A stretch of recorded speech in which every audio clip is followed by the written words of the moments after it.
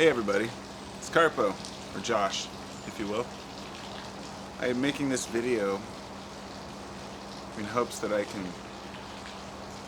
try to vocalize some experiences, the experience that they call Satori. And it's not one that's easy to put to words, but I'm going to do my best. I learned of Satori a long time ago, and I never realized that I'd had one until I read about it. And the meaning of Satori is an awakening or an experience. I made a video about this earlier, and it was like a long video, and I got everything explained. Before I could upload it, I realized that I have to be facing the camera to make this video. I mean, it's bad enough that I can't even explain what Satori is, but to do it without even facing while I'm speaking, it's kind of defeats the whole purpose. Maybe it adds that Zen characteristic not to have me looking at the camera, but I want people to know that it's it's something that it's very intriguing if you're interested in any type of Buddhist culture. Understanding what Satori is, it's not so easy because you have gurus and spiritual teachers and Westerners and Easterners all with their own interpretations of what that might be. And I think that the reason I want to talk about it is because it's kind of for those who understand the term, who live in the West, they may kind of be a bit scared off by it, as if it's unattainable, as if it's some degree of enlightenment that you reach and then that's it.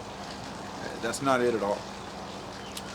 If you were to reach that degree of enlightenment where you needed nothing else, that would be a bodhisattva, I guess, where you have graduated beyond the need for reincarnation. But in the sense of Satori, you don't just have one, you have many. And this is something I didn't understand for years because I get this grasp. A Satori is an experience where you are aware of your place in that everything in the universe is all integral.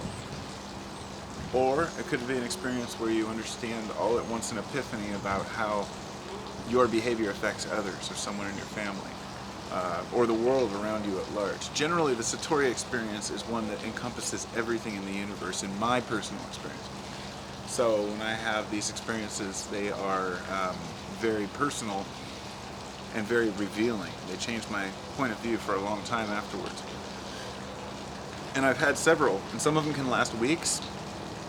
Some of them can last days, some of them only last a fleeting second.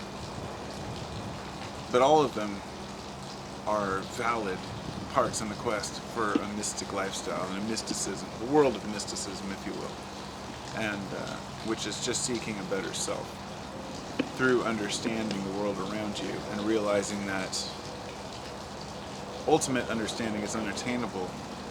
It's the path and not the destination that matters. But that we are here to think, to love, and to serve. And those are the three main components of life. So, I also wanted to add on the Satori experience, which was, kind of wanted to make a separate video about it, but I thought I'd just do it all at once, was to ask why people have their different opinions on psychedelics, but do psychedelics, can they create a Satori experience? I'd have to say in my personal life, yes. Some of the most profound mystical experiences I've had have been on psychedelics.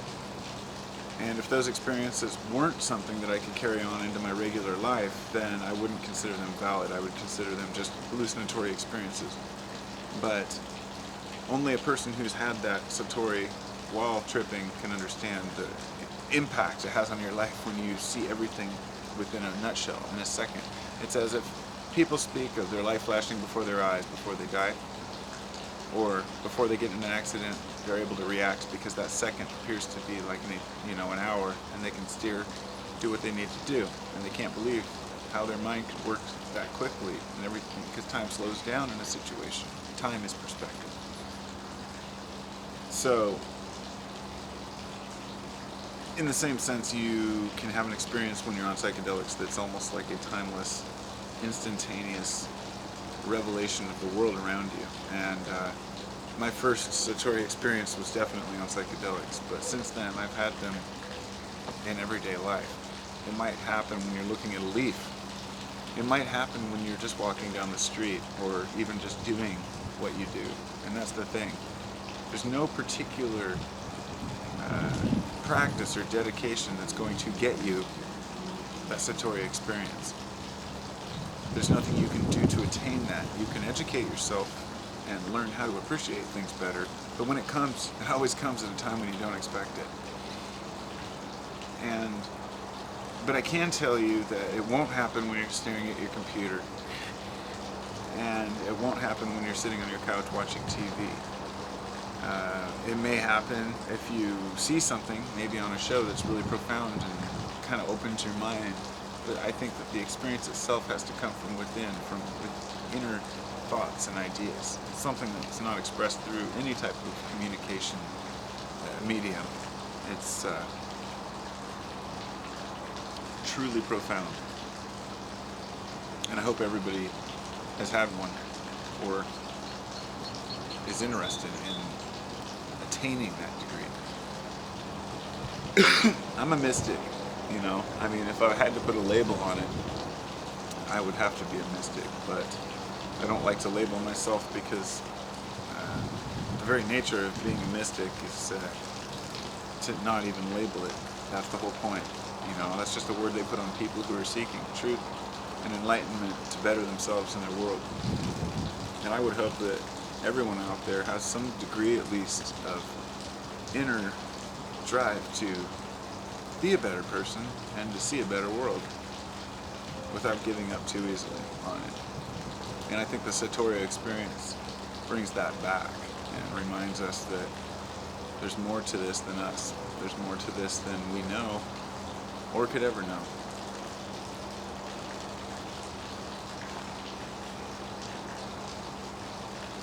It's a really beautiful day.